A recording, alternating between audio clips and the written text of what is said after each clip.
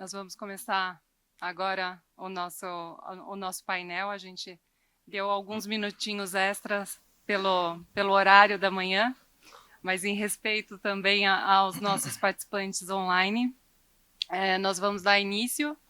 O nosso painel ele foi pensado como um espaço para a gente poder debater práticas do tipo self-preferencing, ou autopreferência, quando adotadas por controladores de plataformas digitais. E uma única observação de início, como a maioria dos nossos participantes tem como língua materna o português, nós vamos adotar a língua portuguesa como base, e também porque o Christian é meio brasileiro já e entende muito bem, fala muito bem, mas a fala dele será em inglês. E nós teremos a participação da professora Beatriz Kira, virtualmente. E feita essa observação, acho que, como é de conhecimento geral, plataformas digitais são infraestruturas online para facilitar a conexão e interação entre diferentes grupos de usuários, para as mais diversas finalidades, para a realização de transações comerciais, promoção de anúncios, conexão a redes sociais, e o sucesso das plataformas digitais está muito atrelado à questão dos efeitos de rede. Então, serão mais bem-sucedidas as plataformas digitais que conseguirem atrair o maior número de usuários. E o interesse dos usuários de um determinado lado de um mercado está diretamente associado à participação, à conexão a essa plataforma, ao número de usuários de outros lados do mercado que ele puder acessar por meio dessa plataforma. Um outro ponto muito associado e diretamente relacionado à questão dos efeitos de rede é a questão do aprisionamento dos usuários. Quanto mais bem sucedida for uma plataforma digital em atrair usuários, a depender das características daquele mercado, pode existir o aprisionamento do maior número de usuários, que nada mais significa do que um menor interesse ou um menor incentivo desses usuários a migrarem ou a se filiarem a outras plataformas que tenham a mesma finalidade. E nesse contexto, enfim, né, um passo atrás, efeitos de rede e aprisionamento, claro, não são novidade das plataformas digitais, mas são efeitos, sim, potencializados pela velocidade, pela dinâmica das interações na economia digital, no mundo online. E é nesse contexto que as plataformas digitais mais bem-sucedidas vêm chamando a atenção não só de estudiosos, mas de autoridades antitrust em todo o mundo. As práticas de self-preferencing entram nessa esfera, nesse contexto, e elas têm como pressuposto o fato de o controlador de uma plataforma digital não só operar a plataforma, mas também competir diretamente com os terceiros, com parte dos usuários que se valem dessa plataforma. Então, essa plataforma pode decidir oferecer seus próprios produtos e serviços naquela plataforma, e aí é que surge o ponto, a possibilidade desse controlador decidir favorecer ou priorizar a venda ou a oferta dos seus produtos e serviços em relação a produtos concorrentes nessa plataforma, nessa infraestrutura.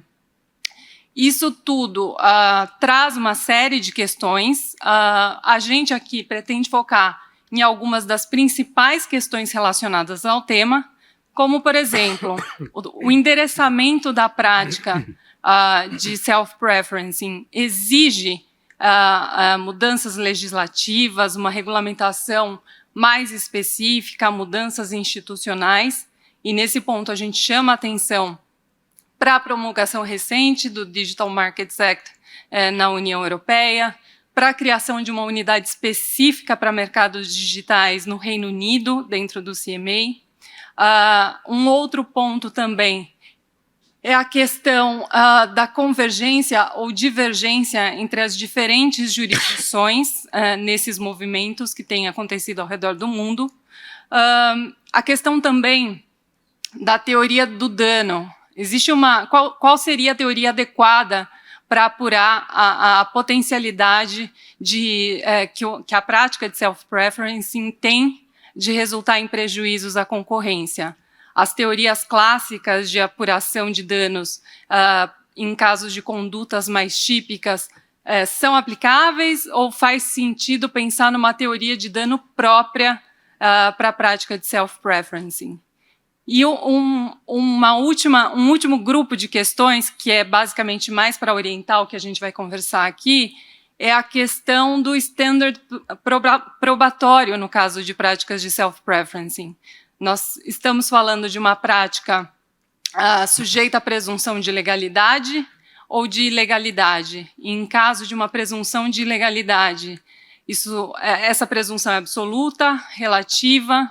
Em sendo relativa, como deveria se dar a distribuição do ônus da prova no processo entre administrado e administrador? Essas são algumas questões, e para discuti-las, nós vamos ter aqui a participação do professor Miguel Moura Silva, que é professor na Universidade de Lisboa, além de conselheiro vogal no Conselho de Administração da Autoridade da Concorrência em Portugal. Nós temos o Christian Catona, ex-membro da Federal Trade Commission e atual, deixa eu puxar aqui, porque é um título grande, vice-presidente da Global Competition and Regulatory Policy na Computer and Communications Industry Association, e também está na liderança da ABA Antitrust Law Section.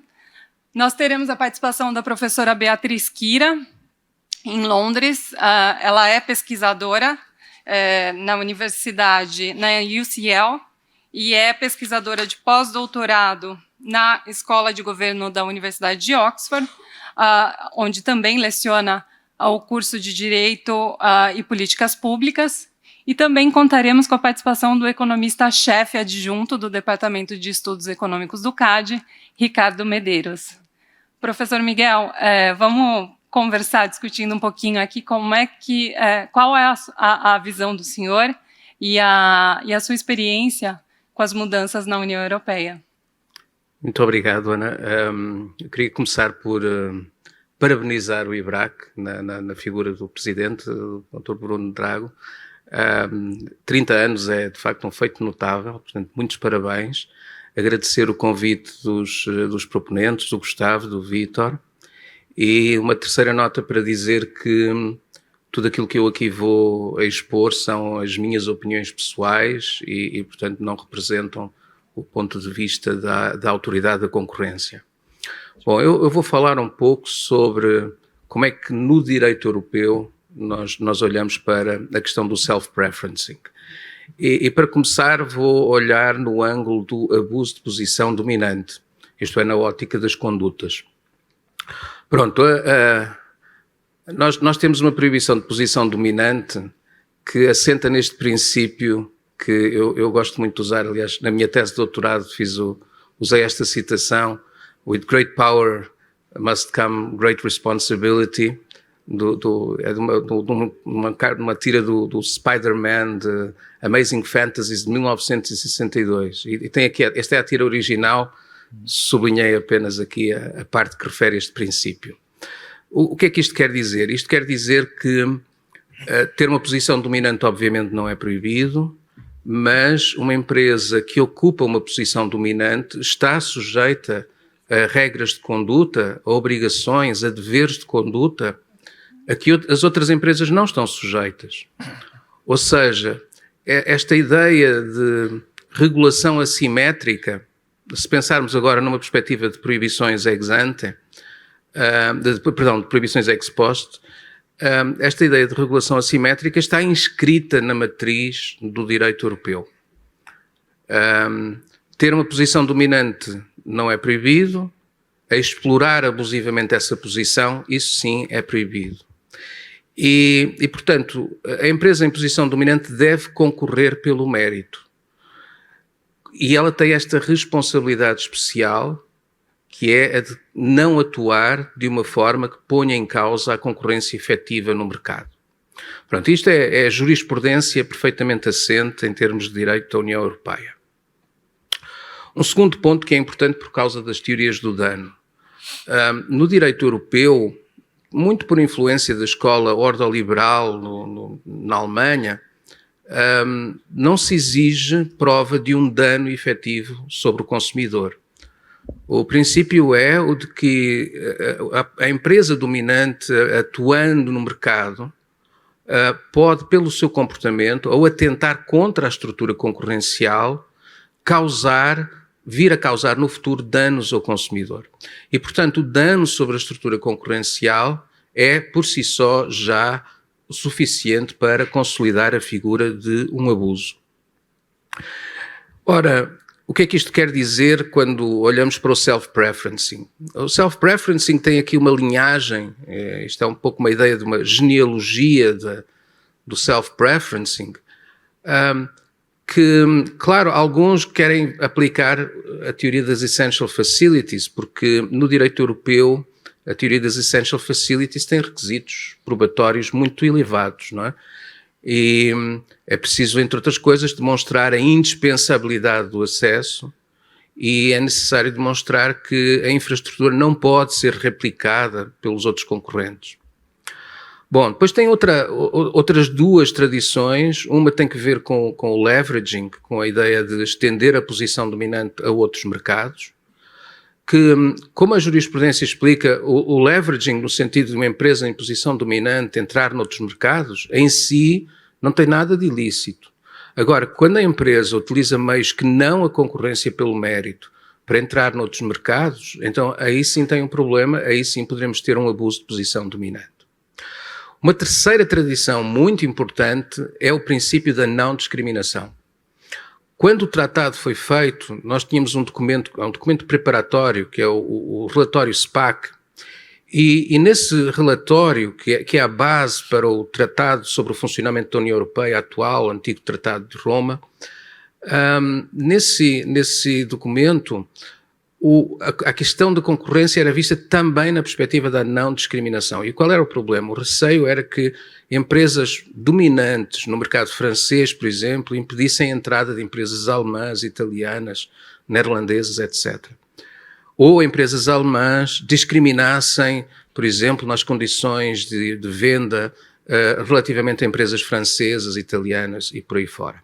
Por isso, a tradição da não discriminação, o princípio. Aliás, a Grundnorm da Constituição Económica Europeia é o princípio da não discriminação em razão da nacionalidade. Portanto, essa é a norma fundamental. E, portanto, existindo esta norma fundamental, compreende-se que quando a empresa em posição dominante atua, ela está sujeita também a estes deveres de não discriminação. E isto não inclui apenas discriminação para obter um proveito, uma vantagem própria. Isto inclui também o poder de atuar de uma forma arbitrária. Por exemplo, isso também é um abuso de posição dominante. Quando há muitos anos atrás a Federação Francesa de Futebol, organizando a Copa da Europa, tinha um regime de acesso aos bilhetes que era mais favorável para os residentes e nacionais franceses do que para os nacionais de outros Estados-membros, a Comissão considerou isso um abuso. Reparem, não havia uma vantagem financeira, a não ser que se considere que o chauvinismo é monetizável, não é? Mas existia claramente a vantagem de poder agir de forma arbitrária relativamente às preferências dos consumidores. Bom, e é aqui que surge então o caso Google Search, que eu escolhi só porque é talvez o melhor exemplo do tratamento do self-preferencing por parte enquanto abuso de posição dominante. Não vou entrar aqui no detalhe, porque toda a gente conhece certamente este caso. Depois, se a organização distribuir, tem ali o link que vai diretamente para a decisão da Comissão. O que é interessante é ver como é que o Tribunal-Geral, nós no sistema europeu temos duas instâncias, tem o Tribunal-Geral e depois tem a Corte Europeia. o Tribunal Geral decide em primeira instância, faz análise de facto, faz uma análise de plena jurisdição, portanto é uma revisão muito completa da prova apresentada pela Comissão Europeia, e depois desta decisão cabe recurso em questões de direito para a Corte Europeia. Esta foi uma decisão proferida em 2021, entretanto já temos também uma decisão do Tribunal Geral sobre o caso Google Android, mas vou-me concentrar então nesta decisão. Bom, aqui o que é que o Tribunal Geral sublinhou? O Tribunal Geral sublinhou, bom, isto não é só dizer self-preferencing como uma fórmula mágica e pronto, ficou configurado o abuso. Não. A Comissão demonstrou que este era um comportamento que não era apenas exclusionário, não apenas excluía os concorrentes, mas também não era concorrência pelo mérito. Ou seja, o Tribunal procurou aqui um conceito qualitativo do comportamento. O que é concorrência pelo mérito e o que não é concorrência pelo mérito no domínio, neste caso concreto, no domínio das plataformas digitais.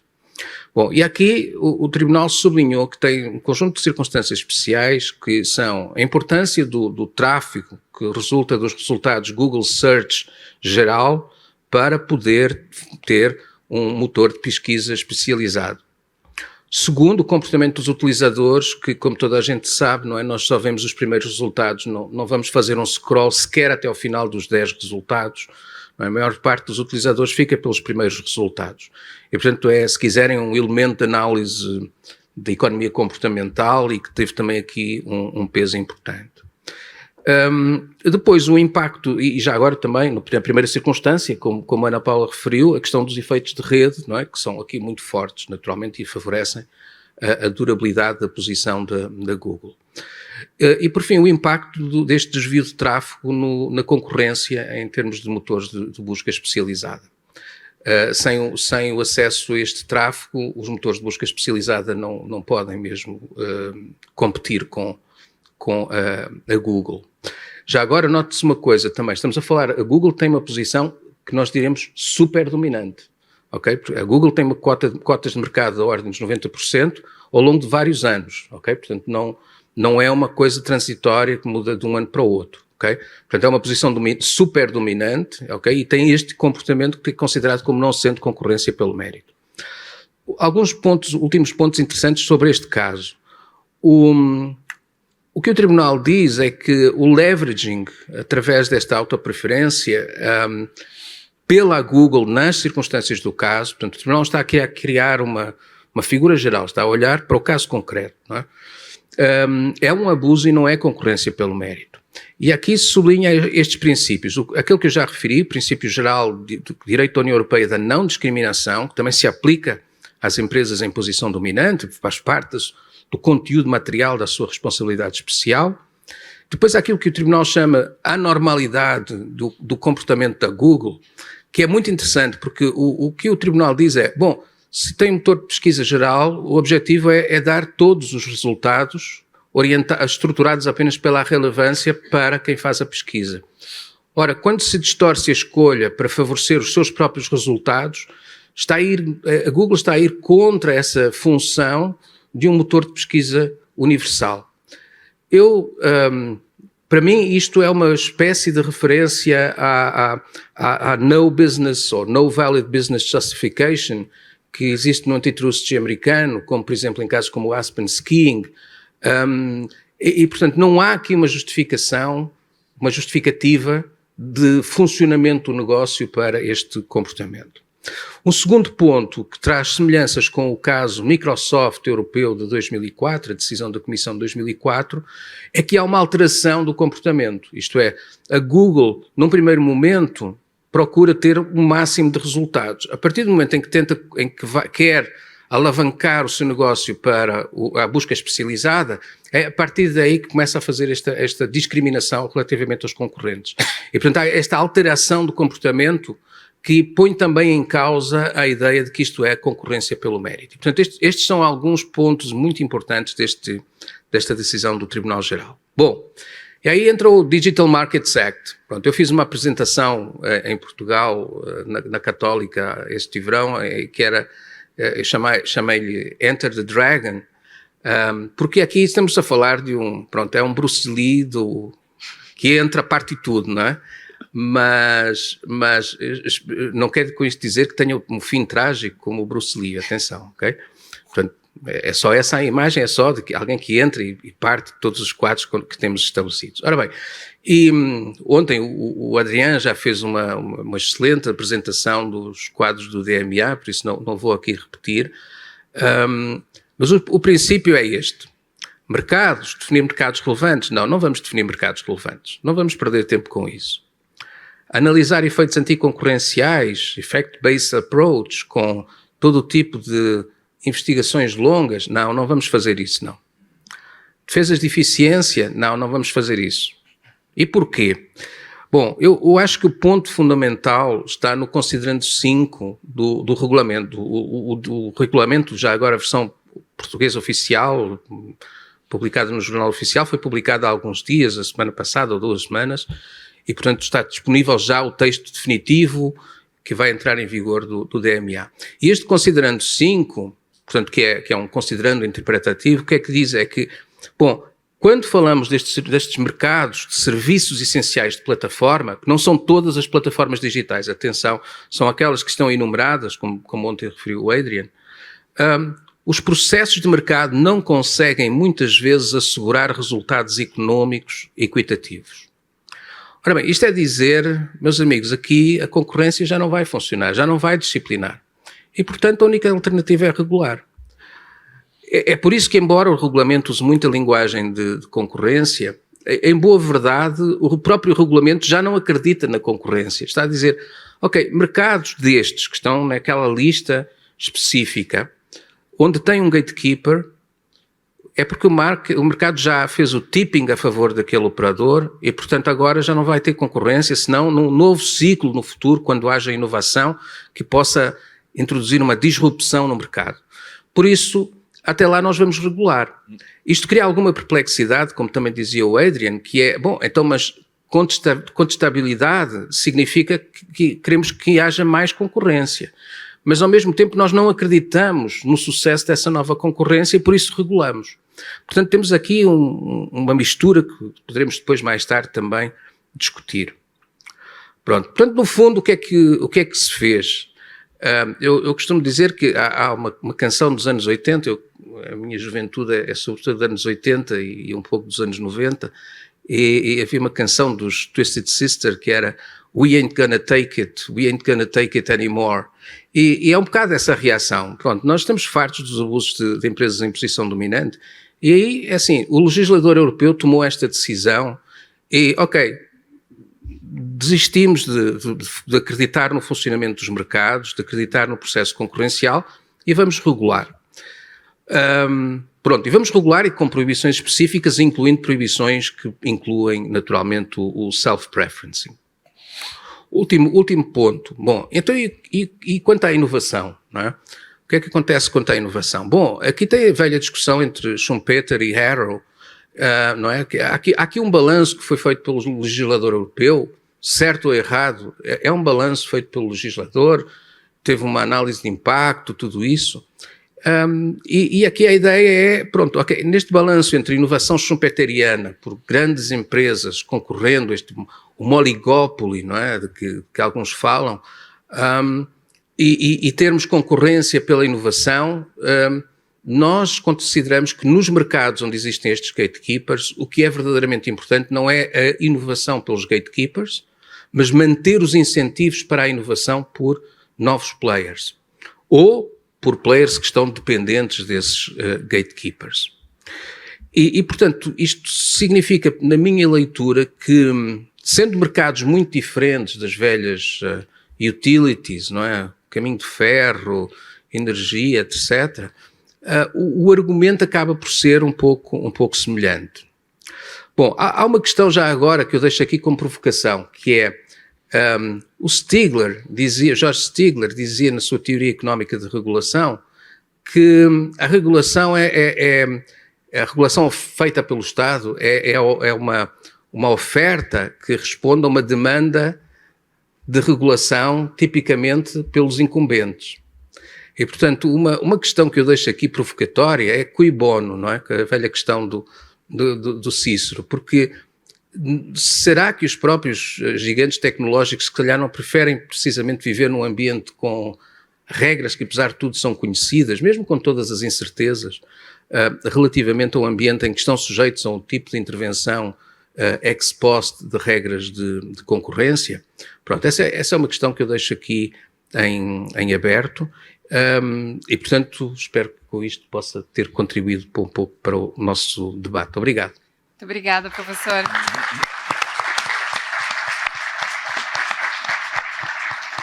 Now, Christian, would you share with us your view about the subject and your experience in US?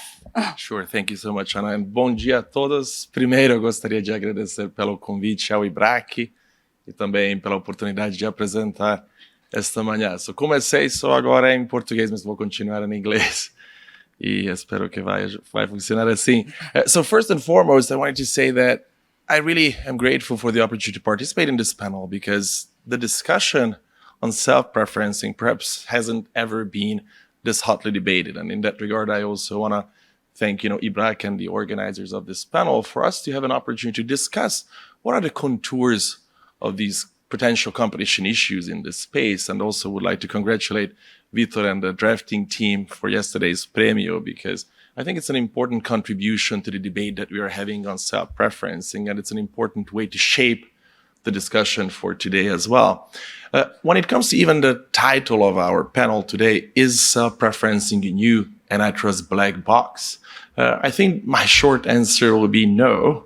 I think when it comes to self-preferencing, and throughout my initial remarks, I will provide some examples. I think what we really can see is, this business practice has been around for a very long time in the economy, in a number of industries, many different sectors, and by a number of, players in the marketplace. And what we really can see is that competition and antitrust law really has been able to deal with these potential issues if there has been any issue with self-preferencing from a competition perspective in the past. And very importantly, whenever there have been anti-competitive self-preferencing incidents, or so you see there have been investigations, ex post enforcement by competition agencies, and we've heard a number of those examples from the professor as well in his initial remarks. So in that regard, I really don't see that there is a need for an antitrust revolution or new rules or new principles that would cover self-preferencing. I would really consider this topic, it's perhaps, old wine in new bottles that we really see there's a lot of interest in lately. But I think it's very important to step back and really understand and appreciate what the key competitive dynamics might be when it comes to self-preferencing in a marketplace.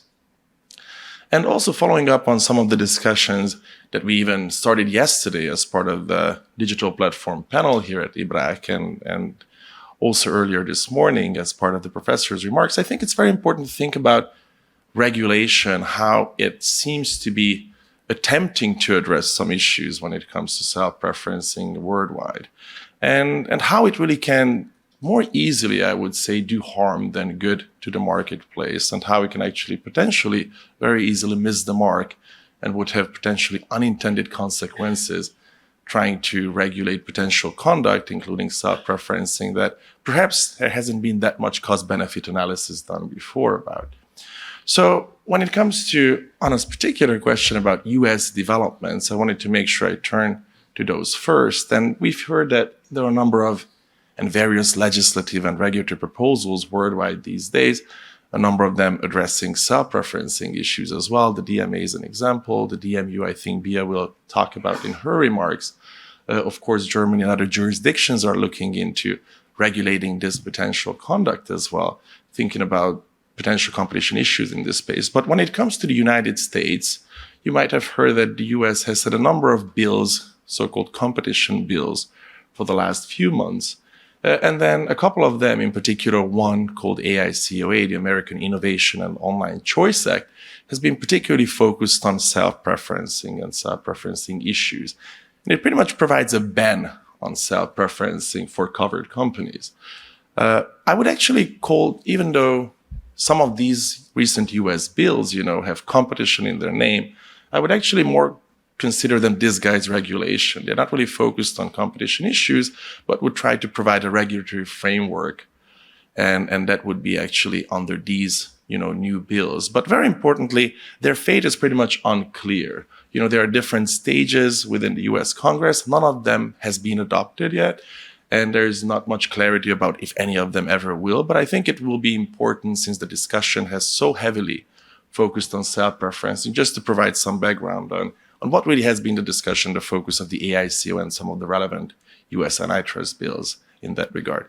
So if you think about just AICOA, this particular bill, it pretty much provides, as I said, a ban on self-preferencing for covered companies. And that could mean that, technology companies that would be covered, including, for example, Google or Apple, they wouldn't be able to list, their own apps as kind of like the first results in the search, for example, in the App Store.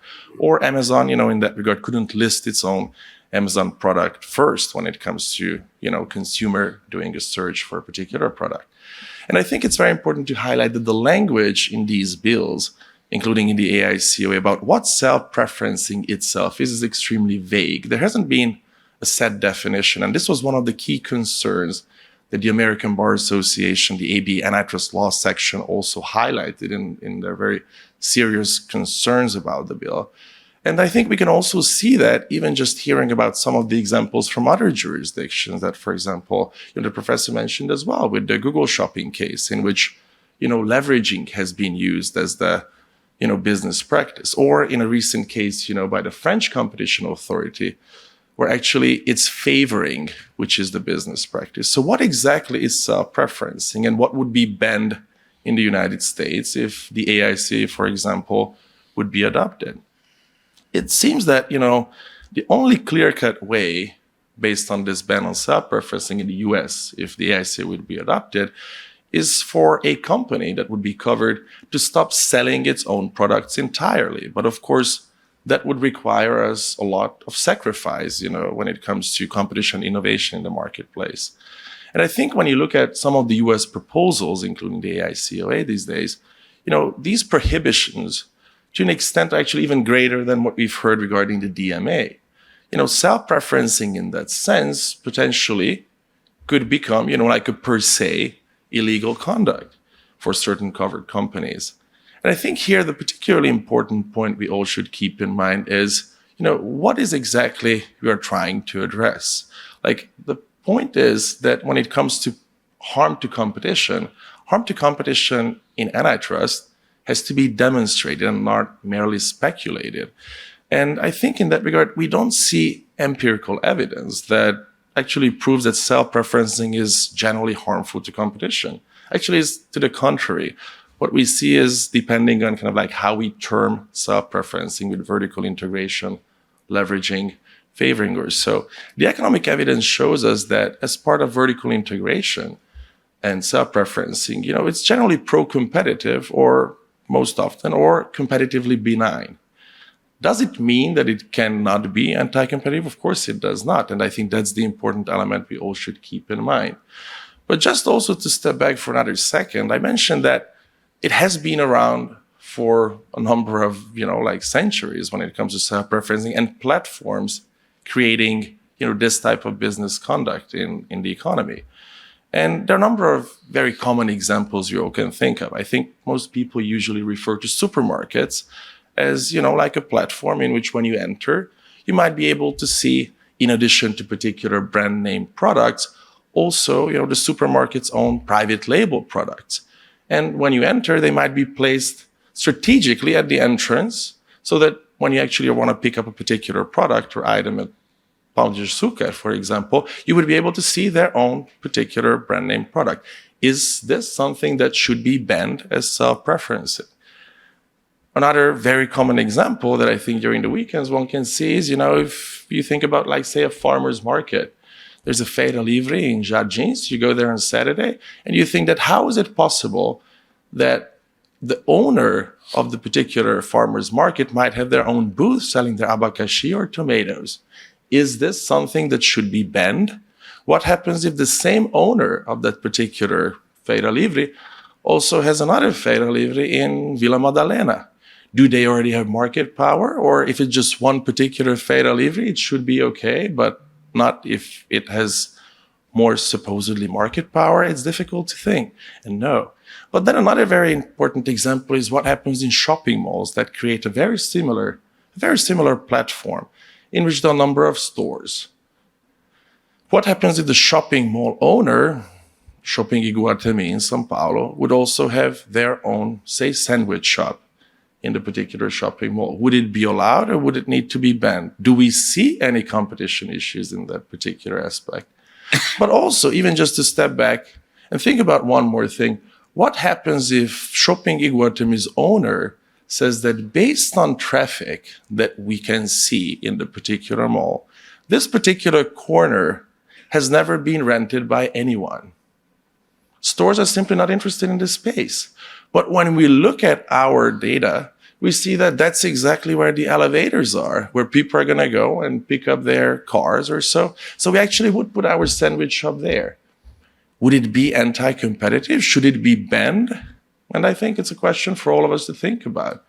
How is it different than, like having a particular online marketplace versus a shopping mall that actually would show particular products and would even place them at strategic places? But there are a number of other examples that we all can think of. Netflix, if you all think about, or no Brasilzão Netflix, see? If you think about it, it started for a long time just streaming, particular content that perhaps might have come from other producers and production companies. At some point, Netflix said, we're going to create original content. And what happens based on viewer information that they also have, now they can see what would be something there would be demand for. Should that again be anti-competitive or banned? That they basically are trying to see what consumers would like in that regard, and then try to produce content in that regard that hopefully consumers would enjoy. And again, there are a number of other examples in banks, healthcare, payment systems, and real estate companies. But if you think about a real estate company that might cross-sell its particular home loan product, it goes back to the same question. Should it be banned? Is it anti-competitive? Potentially it could be, but I think the important element is not to, with an overly broad brush, think about all of this as something anti-competitive. So with all of those examples, for example, on platforms, obviously the platform's objective is the following. They want to increase output and consumer welfare. Why is that? Because the point of a particular platform is to bring more consumers to the particular platform, for consumers to spend more time there, and for consumers to spend more money there. So actually have more business on a particular platform. And undermining this would lead to actually undermining the core business perspective and the objective of a particular platform. You would lose customers, which wouldn't be good in the long term and even in the short term for those who, serve the platform. But very importantly, I think we should focus on when self-preferencing can be anti-competitive. And of course it can be. And those, should be investigated.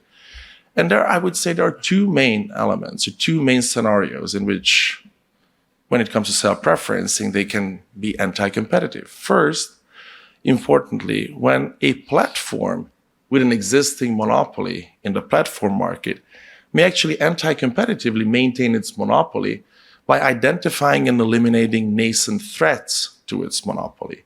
And one example that I think, the professor also referred to is, for example, the US Microsoft case, in which Microsoft identified Netscape, a Netscape Navigator, as a potential nascent threat.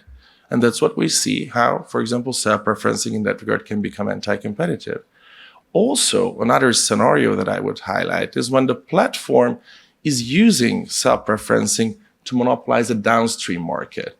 And again, how often that happens, perhaps it's not very often, but that just shows that there's no economic evidence that in other scenarios, self-preferencing would actually become anti-competitive.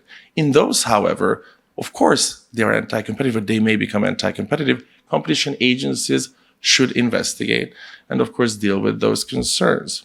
But importantly, in the United States, the US Supreme Court in the Trinco matter underscore that even so-called monopoly leveraging doesn't violate antitrust laws as long as the leveraging itself doesn't create or maintain monopoly power in a second market. And that's crucially important. Why is that? Because antitrust laws are not price regulation laws. And I think along those lines, it's very important to highlight that the antitrust harm, as I referred to before, should be demonstrated versus merely assumed. If you think about ex post competition enforcement that many of us, have dealt with, whether it's counsel, whether it's part of companies, whether it's, part of the investigating agencies, you think about exclusion case, the plaintiff usually must demonstrate two things. One, and first and foremost, that there is market power. And the second thing, very important element, that there is some indicia of anti-competitive effects. But then the concern here is that the proposed US bills basically omit these items. They basically say a company is big, and then based on that, it assumes that these two elements are taken for granted. And the anti-competitive effects are merely assumed in that place.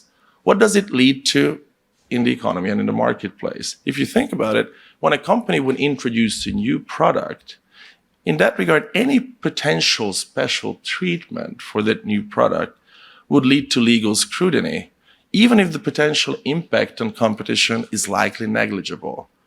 And if we think about it, who would be harmed? Of course, consumers would be harmed who wouldn't be able to use those particular products. And in that regard, innovation, the innovative ecosystem would be harmed. And in the broader context, competition and economic growth could be harmed. As one example, regarding the US AICOA proposed bill, it's been famously discussed that it actually would lead to a particular product, which is Amazon's, Prime, the free 2-day shipping service. Amazon would need to discontinue that in light of, what is being proposed as part of the AICOA, which is actually used daily by over 100 million users in the United States and is extremely popular. Would it be a good result as part of a self-preferencing bill? I think it's for all of us to decide, but I do not see the point in that sector. So a key question that really comes to mind when it comes to all of these proposals on self-preferencing and regulatory and legislative amendments in a number of jurisdictions is, from a risk management perspective, who would be covered? What companies would be covered? Which ones would be under the DMA, the gatekeepers in Europe? Who would be the covered companies in the United States? And in other jurisdictions, for example, in Germany, which would be the companies that would be so-called paramount to the significance of competition in the marketplace? But very importantly, one should also ask at the same time, what would be the cost of these particular proposals? And what are the costs and benefits that, with these legislative and regulatory proposals, different economies are trying potentially to reach? And a very important element based on the US experience I wanted to mention is, the NERA, which is the National Economic Research Associates, earlier this year came out with a detailed study about the proposed bills in the United States. And the NERA study highlighted that the proposed bills would likely cost the United States up to $319 billion over time, based on consumer welfare loss. And of course, a big part, or probably most of that particular amount, would be passed on to consumers as higher prices for products. But one other very important element that one should think about is, what would be then the list of covered companies? We usually talk about a few companies or half a dozen companies that are right now initial targets of these particular, legislative proposals. But over time, the NERA study shows that over the next 5 to 10 years, likely about another 13 companies would be added to the list of covered companies by AICOA. And by the 2030s, it might actually be a number of dozen or over 100 companies as well that would likely be covered based on the market capitalization language of the proposed bill. So on that, it's very important that, again, to keep in mind the costs and benefits of any regulation, because as we see, and we have seen in examples in the United States and other jurisdictions over the last several decades, overly burdensome regulations really could chill innovation and harm economic growth and lead to unintended consequences. I have two kind of like final points that I just wanted to make very briefly, which is there's a lot of talk about why these ideas, these proposals are surfacing now. What exactly the reason behind that if self-preferencing has been around for so long based on different platforms in the market? And I think the key point here is that integration in pure digital environments is sometimes very efficient, what we can see, and you will see it happening extremely rapidly, and it moves faster perhaps than a number of other industries. And maybe that is what's generating this particular anxiety. But I think a key consideration is whether existing enforcement frameworks are able to deal with these issues, be it competition enforcement, data privacy, consumer protection, and other enforcement frameworks. And what we see is, yes, in practice, for all these decades, antitrust agencies have been able to deal with these issues. And they've been able to address the potentially anti-competitive self-preferencing, cases. And that's very important to keep in mind as a case-by-case analysis, relying on economic evidence and effects-based approach and the rule of reason standard, it has actually worked and functioned really well when it comes to this particular concern and whether it has been addressed adequately by agencies. And the last point I just wanted to mention is there is this particular concern that we see now, I think, in a number of jurisdictions that competition agencies now, in addition to doing competition, there are these calls that they should become ex-ante regulators. And I think what my bigger concern in that regard is, you see that agencies in a number of jurisdictions now are trying to address every potential competition issue in the marketplace through regulation, potentially even before those concerns, if they are real concerns, would actually even arise. And I think it's very important to highlight what is really the goal of competition enforcement. There are a number of concerns that are regularly cited, be it online harms, that are not really within the remit of competition agencies. And I think in that regard, we should also keep in mind what we also have seen for the last several years, that antitrust enforcement doesn't exist in a political vacuum. You really see kind of like more political forces heavily influencing what is happening, when it comes to antitrust and potentially the right balance between competition enforcement and ex-ante regulation. There are a number of, jurisdictions in which national interests have been particularly, heavily discussed. And then in that regard, perhaps they might be part of the agenda for future, enforcement. But also there are centrifugal forces, political forces, to actually have national digital agendas. And in that regard, competition agencies often play a very important role based on the fact that they have been able to build a competition culture in a number of jurisdictions.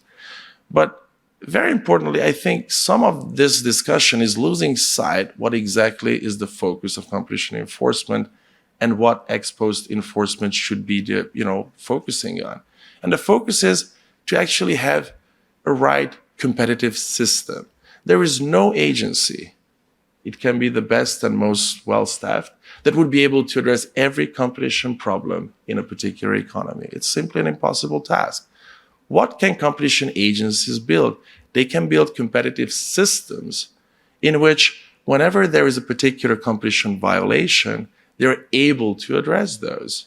And I think this is what we see now, perhaps that particular line, instead of saying, this is the line and I'm drawing in the sand, this is what's considered competition violation, do not cross that line. Instead of that, it seems that line is moving very far away from that could lead to a number of significant consequences that perhaps economies with regulation and stuff are actually not planning for. But perhaps there wasn't enough cost-benefit analysis done beforehand. It actually can raise those concerns. And I think we see that example with the United States. I think with the United States, having had a very competitive system for the last several decades, I see the reason behind is exactly the fact that there was a clear, robust competitive system. So changing that could lead to unintended consequences that we don't really know the results of as of yet. Muito obrigado pela atenção.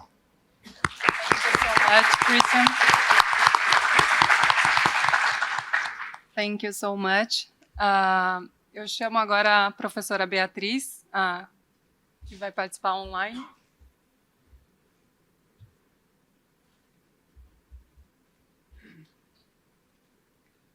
Olá, Bia. Olá, tudo bem? Vocês me ouvem bem? Sim, a gente consegue te ouvir daqui. Bia, conta um pouquinho pra gente da sua experiência aí no Reino Unido.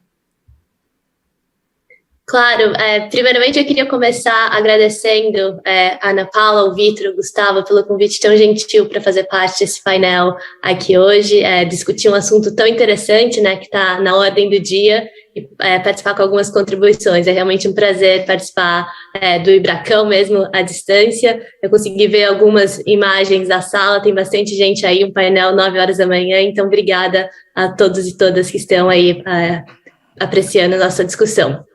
E eu queria trazer alguns comentários, e aí essa foi a provocação que eu recebi dos organizadores do painel, em relação a como a questão do self-preferencing tem sido abordada aqui no Reino Unido.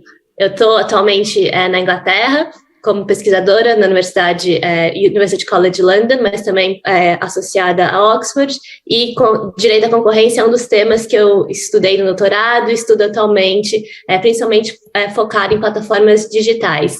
Então, apesar de eu não estar na prática do dia a dia, aqui no Reino Unido, eu acompanho os debates legislativos, regulatórios e concorrenciais de perto, então estou animada de contribuir aqui um pouquinho com essa perspectiva britânica. Ana, vocês conseguem ver os slides? Porque eu consigo ver. Claro.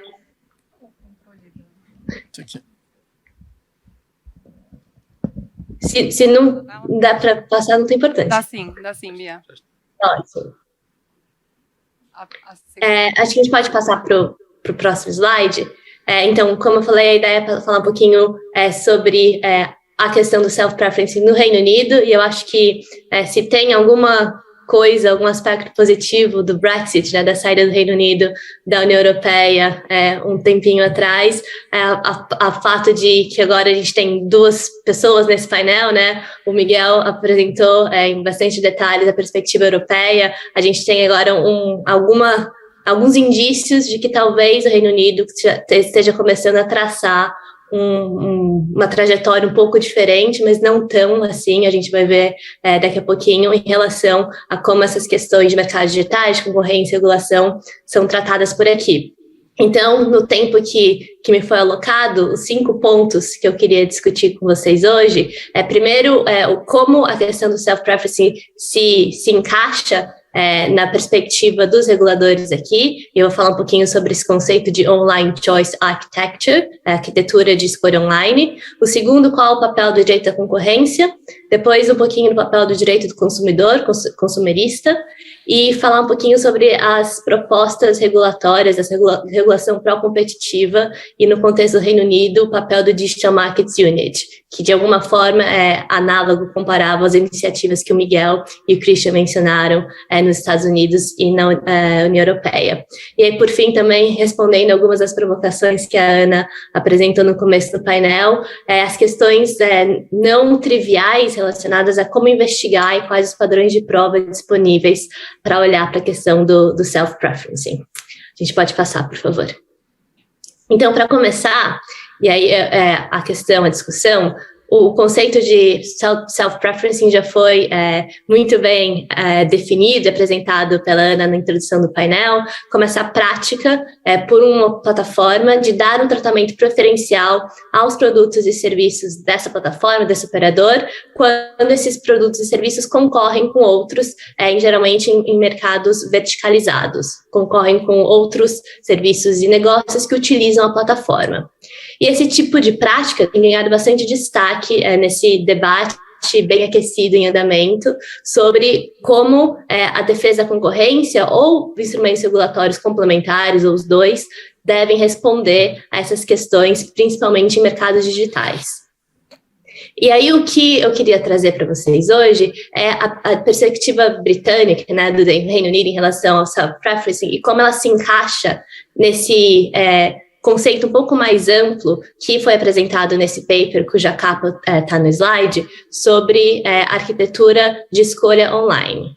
Então, no Reino Unido, o self-preferencing era entendido pelo CMA, a Autoridade Antitruste Britânica, Competition and Markets Authority, como uma prática relacionada a essa arquitetura. Então, quando eu estiver falando aqui dos OCAs, OCAs, a ideia é que a gente veja o self-preference como um dos exemplos, mas que fazem parte de um conjunto um pouco mais amplo de preocupações a respeito de como essas plataformas são estruturadas e os incentivos que existem por conta dessa arquitetura, tanto para se engajarem em práticas que favorecem consumidores e outras empresas, como também para o detrimento de outros competidores ou para o detrimento de consumidores. Então, a ideia é focar na arquitetura da plataforma e como essa arquitetura pode levar a práticas com potencial benéfico, mas também com potencial de detrimento dos consumidores e dos competidores. Então, isso mais ou menos a ideia por trás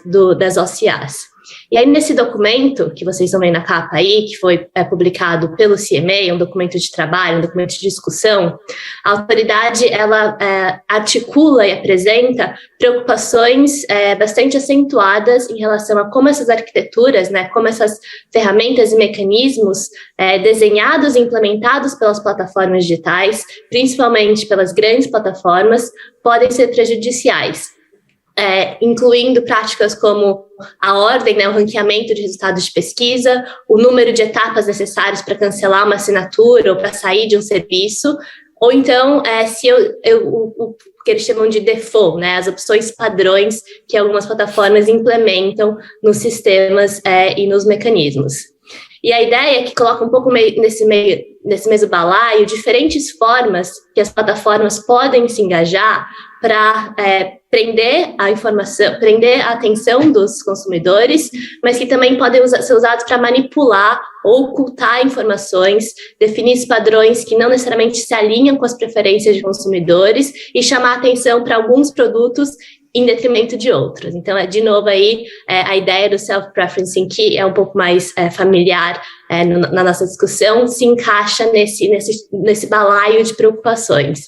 E tem também uma ideia, que é aquelas ideias dos padrões escuros, dark patterns, que são esses outros mecanismos que levam consumidores a fazerem escolhas que não necessariamente sejam as que eles fariam com informações um pouco mais completas.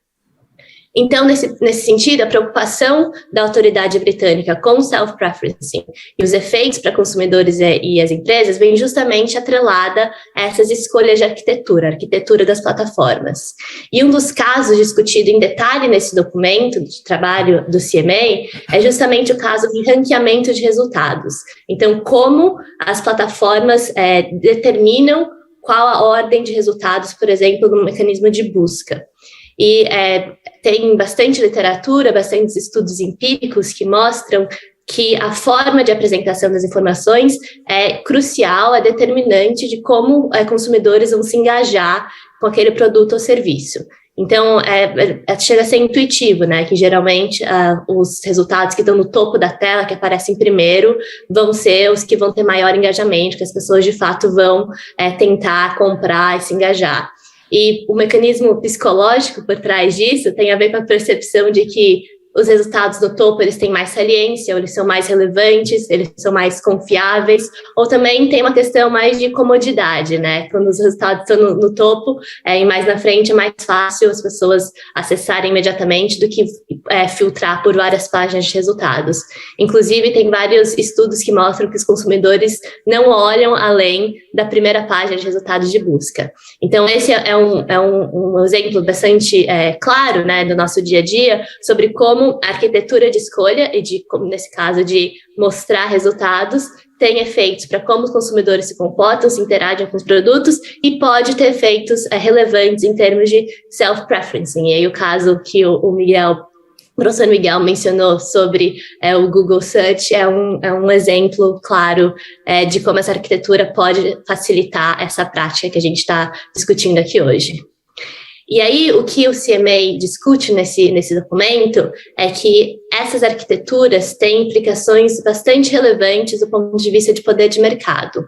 Isso porque, quando a empresa tem um poder de mercado substancial, especialmente nesse exemplo, quando a plataforma fornece um ranking, e esse ranking é um ponto de acesso fundamental para os consumidores a interagirem com os produtos e serviços, a falta de pressão competitiva cria aí um incentivo para que as empresas favoreçam os resultados nos quais elas têm mais interesse financeiro. Então, não necessariamente quer dizer que vai ser o próprio resultado, mas pode ser que ela tenha algum interesse financeiro, esteja ganhando mais de um anúncio ou de outro. Então, tem essa questão da falta de pressão competitiva, o resultado que vai ser colocado no topo, nessa questão de ranqueamento, não necessariamente é o mais relevante ou que vai servir melhor aos consumidores, mas sim o que vai favorecer a empresa que controla a plataforma, que controla a arquitetura de uma forma mais direta. E, nesse sentido, outra preocupação é que as empresas de terceiro não conseguiriam melhorar a classificação a ponto de atrair clientes. E a Ana Paula, de fato, apresentou isso no começo do painel, a questão dos efeitos de rede sendo bastante relevantes e barreiras à entrada para empresas que não conseguem chegar nessa primeira página de resultado.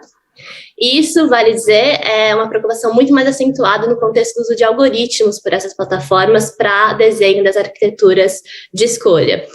Os algoritmos, eles são no centro do coração, né, do modelo de negócio de muitas dessas plataformas, mesmo, inclusive, como a gente estava discutindo aqui, os mecanismos de busca, eles são usados para extrair e catalogar informações e para alimentar o ranqueamento de informações. Eles desempenham um papel muito importante, mas, ao mesmo tempo, são muito opacos, né? Então, acho que faz parte do título do painel, se o self-preference é a nova black box do antitrust, os algoritmos são, com frequência, comparados a essas caixas pretas, essas black box, porque tem uma opacidade em relação à forma como eles funcionam e, por exemplo, no caso de ranqueamento, quais critérios são usados para ranquear. Então, a questão da arquitetura fica ainda mais pertinente do ponto de vista regulatório e concorrencial por conta dos usos dos algoritmos, que nem sempre são de fácil percepção ou de fácil interpretação em relação aos potenciais de prejudicar consumidores e a concorrência.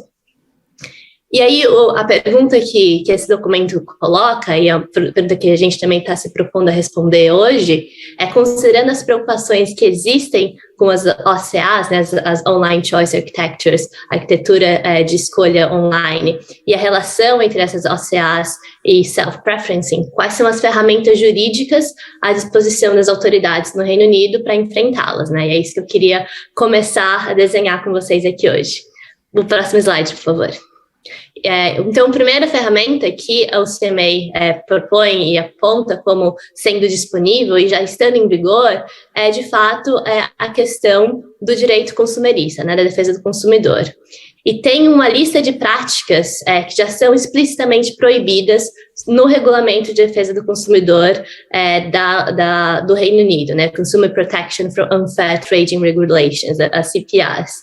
E tem regras, né, que podem ser interpretadas e aplicadas a depender de como essas arquiteturas de escolha são feitas, implementadas e os efeitos que elas têm nas escolhas dos consumidores, pode ser que elas se apliquem, que algumas dessas proibições da regulação consumerista se apliquem e possam ser usadas para prevenir ou evitar os danos aos consumidores.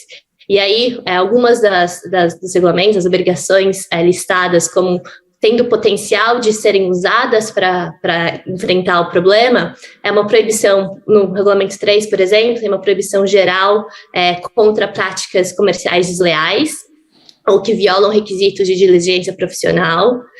Tem o Regulamento 5, que proíbe ações enganosas, quando uma empresa fornece informações falsas a consumidores, ou é enganosa na forma de apresentar essas informações, mesmo que as informações estejam corretas. E aí, se a gente estiver pensando, talvez, em formas de posicionar um produto ou outro numa página online, ou destaque que é dado uma informação a outra, pode vir a ser interpretado como essa proibição do Regulamento 5. O Regulamento 6, que proíbe omissões enganosas, que ocorrem quando as empresas não fornecem aos consumidores as informações que são necessárias para fazer uma escolha informada em relação ao produto. Isso pode incluir, inclusive, ocultar informações ou fornecer as informações de maneira pouco clara, ininteligível, ambígua ou fora de um tempo relevante, intempestivo. e a regulação número 7, que proíbe práticas comerciais agressivas pelas empresas, em circunstâncias particulares que exercem uma pressão injusta sobre os consumidores e restringe a capacidade de tomar decisões livres ou informadas. Eu imagino que muita gente, por exemplo, que compra produtos online, ou inclusive voos, quando está tentando agendar um voo, tem aquele, em geral, vermelho grande na tela, só tem mais 2 lugares com esse preço, só tem mais 1 lugar com esse preço, esse tipo de informação que deixa seu coração batendo mais rápido, deixa as pessoas nervosas para comprar, para conseguir garantir aquela oferta antes que o preço aumente, é o tipo de coisa que, a depender de como é implementado, pode cair na proibição do regulamento 7, que proíbe essas práticas comerciais agressivas. E é isso tudo para dizer que não necessariamente todas essas regras e todo esse arcabouço consumerista podem ser usados para o self-preferencing em específico. O que eu acho que eu estou fazendo eco aqui aos comentários e aos apontamentos feitos antes de mim, é que o self-preferencing, de alguma forma, é um termo amplo, né? Forma de privilegiar ou de agir em detrimento de determinadas empresas ou grupos de usuários, pode ter efeitos diferentes, a depender de como é implementado, e a forma com que as empresas se engajam com esse tipo de prática pode não sempre ser em detrimento da concorrência. Então, eu acho que a mensagem que essa regulação consumerista traz aqui é que, se mudar o foco para o consumidor, né, e o efeito que essas práticas, a arquitetura dessa plataforma pode ter para o consumidor, pode ajudar a entender quando e em que medida um desenho de arquitetura que leve ao self-preference, o que viabilize o self-preferencing, pode ser detrimento ao consumidor e proibido numa perspectiva consumerista. Então, acho que é essa mensagem de olhar por diferentes prismas para essas práticas, inclusive o self-preferencing, mas que são viabilizadas pelas arquiteturas das plataformas. Bia, e aí, o próximo slide, desculpa, por favor. Antes de você continuar, só para a gente conseguir aqui manter o cronograma, nós temos 20 minutos para você e para o Ricardo poderem falar. Só para você ter como referência aqui o tempo que a gente tem. Tá bom, eu vou tentar não me alongar também para dar o tempo pro Ricardo, porque tenho certeza que as contribuições dele focadas no Brasil vão ser excelentes. Então eu vou basicamente pular esse slide, que é um slide mais sobre um beabá da defesa da concorrência no Reino Unido, a legislação aplicável. Vocês podem saber que, da mesma forma que no Brasil, na União Europeia, em outras jurisdições, o Reino Unido tem uma lei de defesa da concorrência, e no caso do Reino Unido é muito...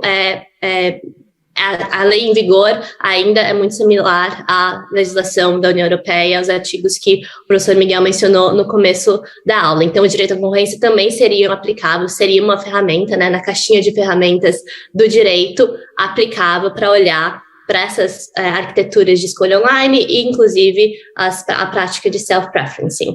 E eu queria chamar a atenção, né, ligando a discussão de teorias do dano e como desenvolver teorias do dano que sejam aplicáveis para casos de self-preferencing, qual seria o conteúdo, quais seriam os testes, né, os critérios para identificar uma teoria do dano baseada no self-preferencing. Tem um caso que foi iniciado recentemente, mas no começo desse ano, em maio, sobre o uso do Google, né, da empresa Google, do que eles chamam de Ad Tech Stack, que é esse conjunto de serviços que facilitam a venda de anúncios pelo Google. E é um serviço, eles chamam de stack, né, o equivalente a uma pilha, uma cadeia de coisas em inglês, porque é uma rede um pouco verticalizada, uma relação entre as diferentes camadas, vários níveis da tecnologia de anúncios necessárias para cobrar e viabilizar anúncios nas plataformas. E a empresa Google, ela controla, né, é um ecossistema, de fato, de serviços e tecnologias para facilitar a venda e a compra desse espaço publicitário entre vendedores, editores, anunciantes. Isso estando posto, a CMA abriu em maio um caso, uma investigação, para avaliar se as práticas do Google, né, se ad tech stack, né, nessa pilha de tecnologia de anúncios, podem distorcer a concorrência. Isso inclui preocupações acerca de se e como o Google limitou a interoperabilidade da sua plataforma, da sua troca de anúncios com servidores de anúncios de editores de terceiros, ou vinculou contratualmente esses serviços, tornando mais difícil para servidores de anúncios rivais competirem nesse ecossistema da Google de anúncios. E aí o CMA, nesse caso, está preocupado em ver se a Google pode ter usado o seu servidor de anúncios para favorecer ilegalmente seus próprios serviços de troca de anúncios, enquanto medida para excluir o serviço de rivais. Então, nesse caso, é um caso clássico, né, da CMA tá influenciada por essa ideia de self-preferencing, tentando ver se tem algum tipo de dano à concorrência ou uma teoria do dano que possa ser desenvolvida a partir disso para punir e investigar o Google. E aí tem essa frase do Andrea Coscelli, que é o Chief Executive do CMA, expressando essa preocupação do CMA com o uso dessa posição dominante da Google para favorecer seus próprios serviços ao detrimento de rivais consumidores e os usuários de uma forma mais ampla. E aí a ideia é dizer que eu acredito que a decisão desse caso vai deixar um pouco mais clara os contornos do que a CMA entende ser uma teoria do dano aplicada a caso de self-preferencing, que ainda não temos muitos insumos para ver se vai ser diferente, ou se como que vai construir a partir do caso existente do Google Search, em que essa teoria começou a ser delineada, mas acho que é bom ficarmos atentos ao desenrolar desse caso, que vai mostrar a tendência britânica.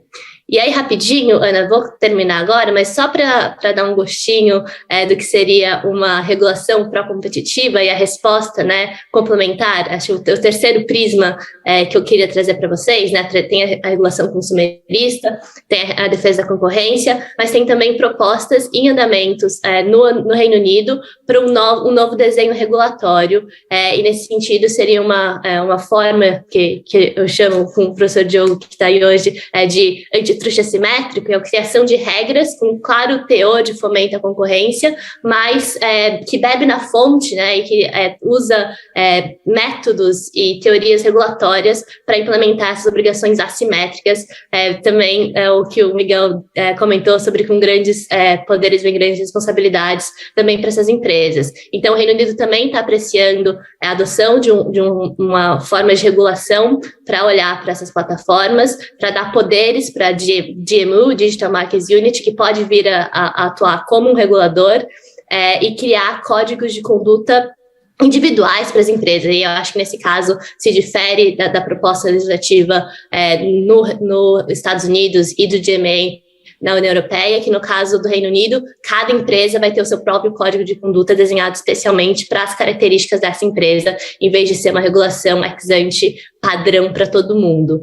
E aí ficaria a cargo do DMU desenhar essas empresas. E aí o fato é que a CMA aponta o potencial do DMU e a criação dessas regras, códigos de condutas individualizados como uma forma de prevenir as arquiteturas de escolha que sejam anticompetitivas ou de remediar quando elas estiverem em vigor. Então, cria possibilidade de intervenção nessas arquiteturas e, inclusive, na prática de self-preferencing para prevenir e evitar efeitos anticompetitivos. Mas eu vou parar por aqui e a gente pode talvez deixar a questão do donos da prova e do questão de investigação de mercado para discussão, mas acho que esses pontos são os principais para trazer a perspectiva do Reino Unido, e eu não queria deixar o Ricardo sem tempo para apresentar a perspectiva brasileira. Obrigada, gente. Muito obrigada, Bia.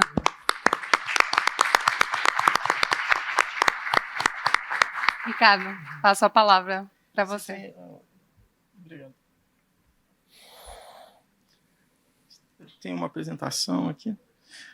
Primeiramente, obrigado. Gostaria de agradecer ao IBRAC aí na pessoa aí do Bruno Drago, né? Então, muito obrigado aí pelo convite, obrigado, Ana, a todos, o Vitor, o Gustavo, né, que participaram dessa elaboração do painel. Agradecer aí aos membros da mesa aqui também, que nos brindaram com essas excelentes palestras, e eu aprendi muito, e agradeço de novo ao IBRAC por propor esse tipo de tema, que eu acho extremamente importante, adequado, atualizado, e realmente é uma discussão que deve ser feita. Assim, né? Então, da mesma maneira que o professor Miguel mencionou aqui, né, essa apresentação representa a minha visão pessoal e não vincula o CAD de qualquer modo. Né?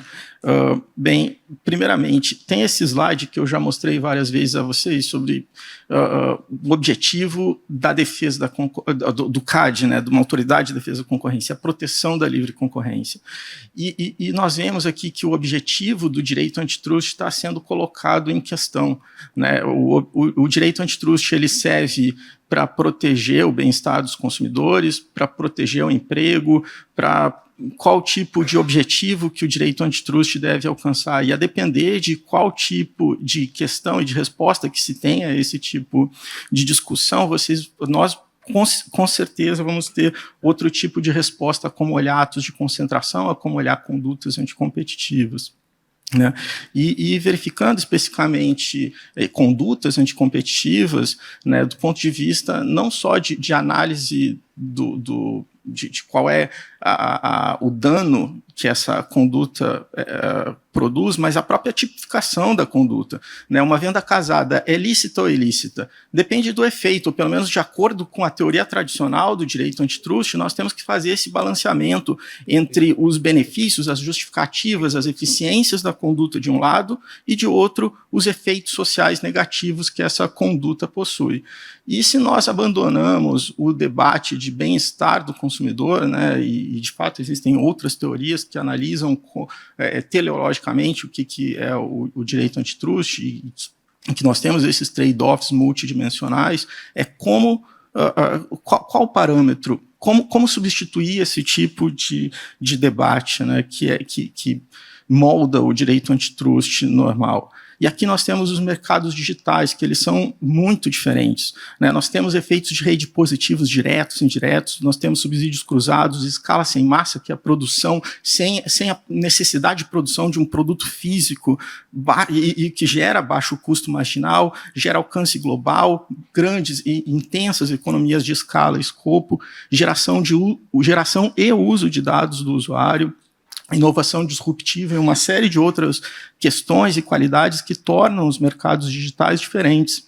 Né? E eu procurei em vários, claro, nós tivemos aqui a perspectiva do Reino Unido, a perspectiva da União Europeia, a perspectiva dos Estados Unidos, mas no Brasil nós não temos ainda uma regulação. E eu procurei em vários documentos do CAD a respeito de como se define self-preference, e encontrei esse voto da conselheira Paula, que eu acho que traduz de maneira um pouco mais clara essa definição, que seria a prática de self-preference ou autopreferência, seria aquela no qual o agente dominante concede um tratamento preferencial para os seus próprios produtos ou serviços quando competem com produtos e serviços fornecidos por outros agentes que usam plataforma. Ou seja, nós teremos aqui um debate vertical dentro de uma plataforma e que, de acordo com essa nota técnica 41, que foi recentemente expedida, dia 11 de outubro, pela Superintendência Geral, e, aliás, congratulo a Superintendência Geral pelo esse primoroso trabalho,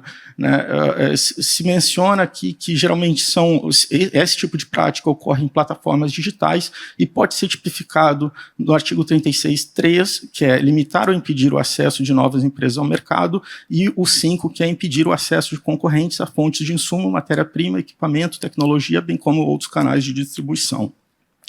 E existe uma série de citações. Eu achei essa citação extremamente interessante que existe nessa nota técnica, que fala que as plataformas digitais são as ferrovias da era moderna. Se no início do século XX uma vasta ferrovia se estendia de costa a costa, formando a espinha dorsal do comércio nos Estados Unidos, nós vemos aqui que essas plataformas digitais, elas seriam esses portais, né, como Google, Amazon, Facebook, Apple e outras, que controlam os gargalos da internet.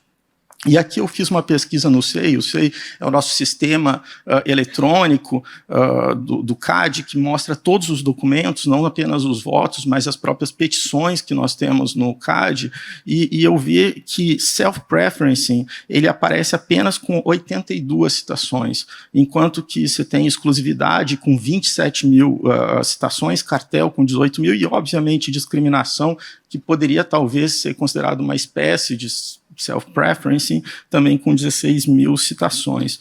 Eu cito esse programa, eu achei bem interessante, porque aqui você tem o caso a favor da punição de self-preferencing, e ele cita uma série de dados, e talvez vocês possam ver esse programa com mais calma, Last Week Tonight, eu acho que é bem interessante.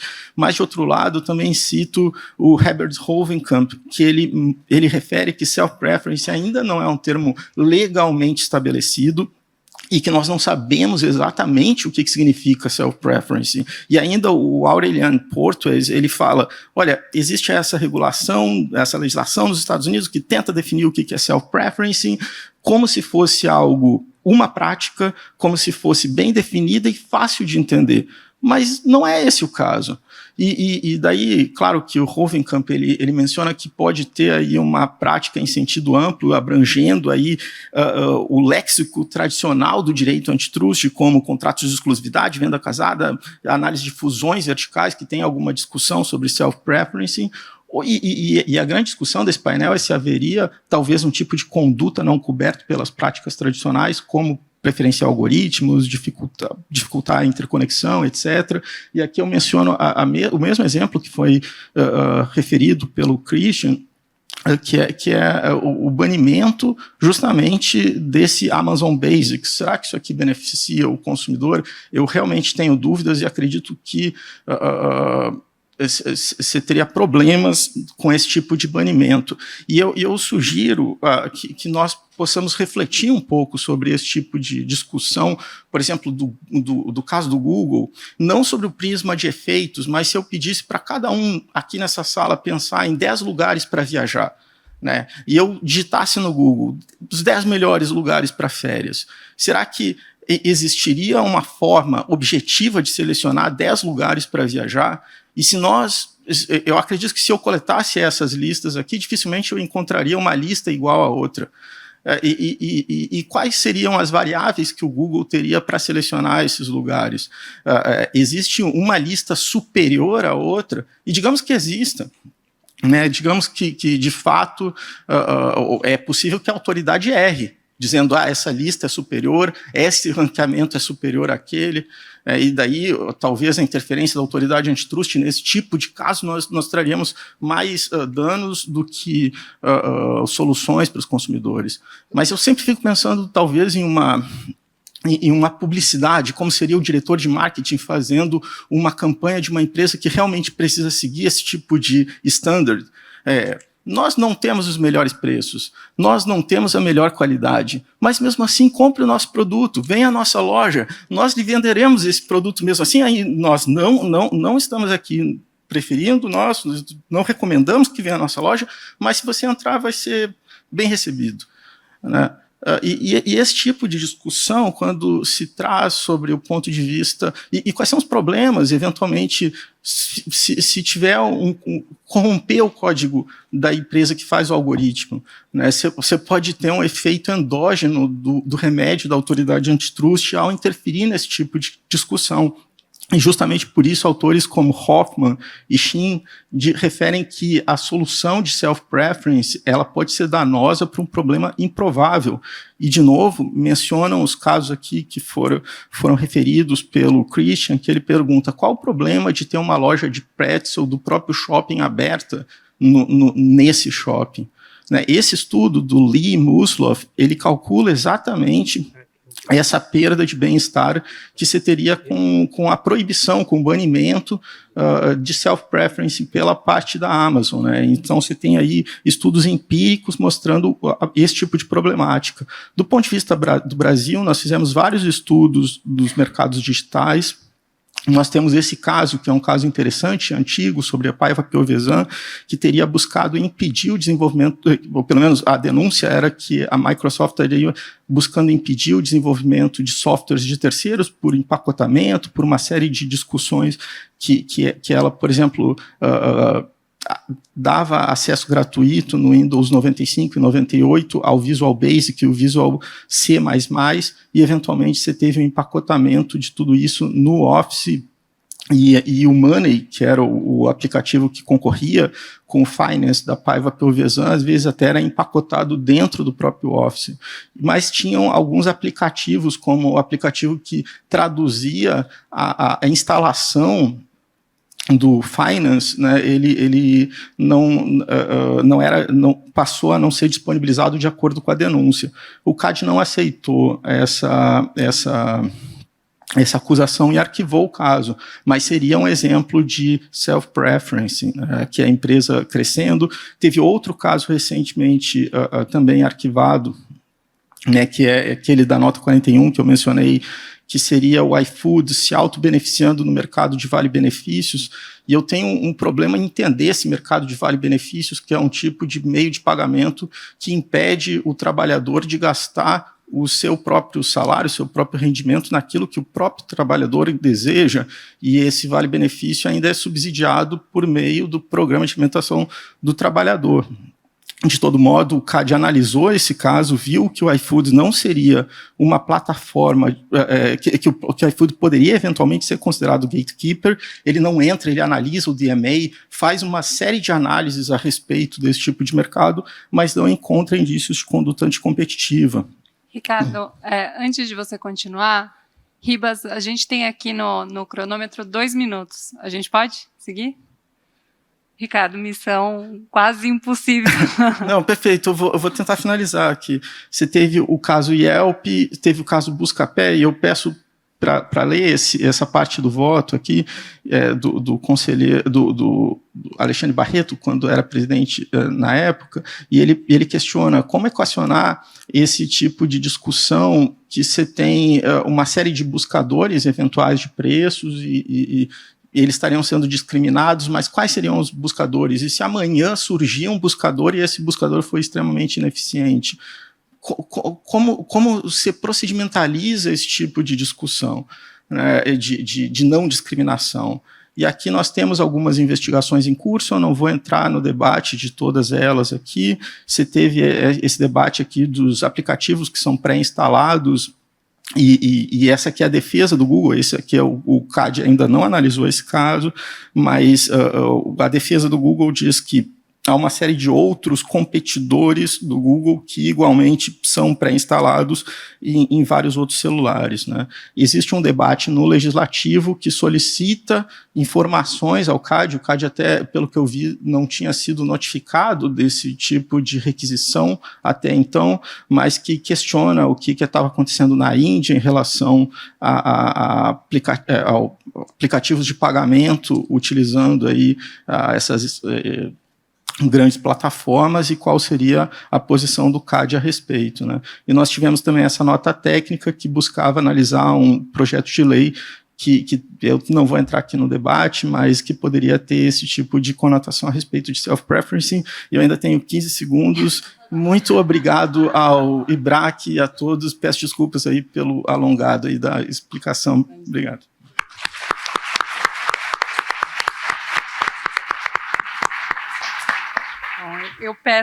Eu agradeço pela corrida, peço desculpas para a Bia, para o Ricardo, por não ter conseguido ter mais espaço para a gente concluir a fala de vocês, mas a gente tem um cronograma apertado para o próximo painel. Queria agradecer a audiência online, presencial. Desculpas por não conseguir abrir para perguntas, mas, enfim, vocês podem conversar com os nossos participantes nos corredores e debater um pouco mais o assunto. Obrigada.